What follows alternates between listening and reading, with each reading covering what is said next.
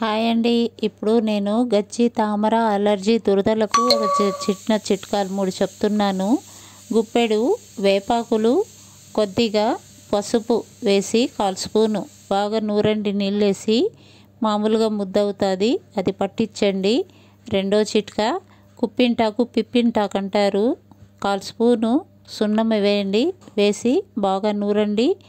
ఆ ముద్ద బాగా మనము ఎక్కడైతే దురదలు ఉన్నాయి, అలర్జీ ఉంది, గజ్జి తామర ఉంది, పూయండి, బాగవుతుంది.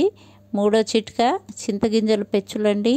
ఆ గింజలు మనము మామూలుగా ఇది నిమ్మకాయ రసం పిండి కింద బండపైన బాగా చేత్తో మనము గీయాలండి. అది అది ఏమవుతుందంటే గంధంలాగా తయారవుతుంది.